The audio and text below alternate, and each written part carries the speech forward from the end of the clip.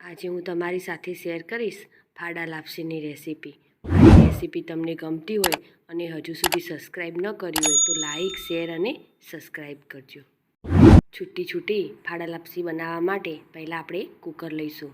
તેમાં 2 ચમચી જેટલું ઘી લઈશું અને તેમાં કાજુ અને બદામને સાંતળી લઈશું। કલર થોડો બદલાય એટલે આપણે તેને બહાર કાઢી લઈશું। હવે તેમાં 2 ચમચી જેટલું ઘી એડ કરીશું। હવે તેમાં 1 કપથી થોડા ઓછા એવા ઘઉંના ફાડા લઈશું। તેને આપણે ઘીમાં શેકી લઈશું। તો તેને આપણે કુકરમાં ઉમેરીશું અને તેને સતત હલાવતા રહીશું।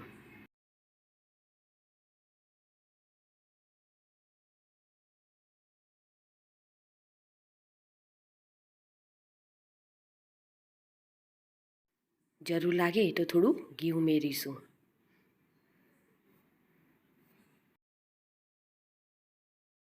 ફાડા સરસ રીતે શેકાઈ ગયા છે અને કલર પણ સરસ એવો બદલાઈ ગયો છે। બધા જ ફાડા સફેદ થઈ ગયા છે। હવે તેમાં આપણે પાણી ઉમેરીશું। તેમાં આપણે 1.5 કપ જેટલું પાણી ઉમેરીશું।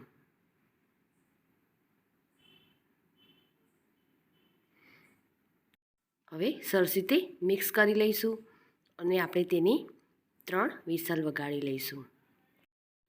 હવે આપણે એક વાસણમાં 1 કપ જેટલું પાણી લઈશું અને તેમાં 1 કપ જેટલો ગોળ લઈશું। ગોળ ઓગળી જાય ત્યાં સુધી આપણે પાણીને ગરમ કરીશું। ગોળ સરસ એવો ઓગળી ગયો છે। હવે આપણે ગેસની ફ્લેમ બંધ કરી દઈશું અને કુકરની 3 વિસલ પણ થઈ ગઈ છે। હવે આપણે તેમાં ગોળનું પાણી ઉમેરી દઈશું। હવે સરસ રીતે મિક્સ કરી લઈશું। હવે તેમાં થોડો ઇલાયચી પાવડર એડ કરીશું અને થોડા ડ્રાયફ્રૂટ એડ કરીશું।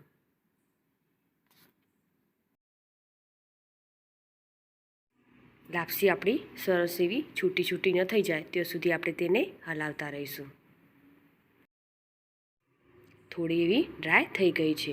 હજુ પણ આપણે તેને સતત રીતે મિક્સ કરતા રહીશું જ્યાં સુધી તે છૂટી ન થાય। હજુ પણ આપણે થોડીવાર માટે તેને કૂક કરીશું।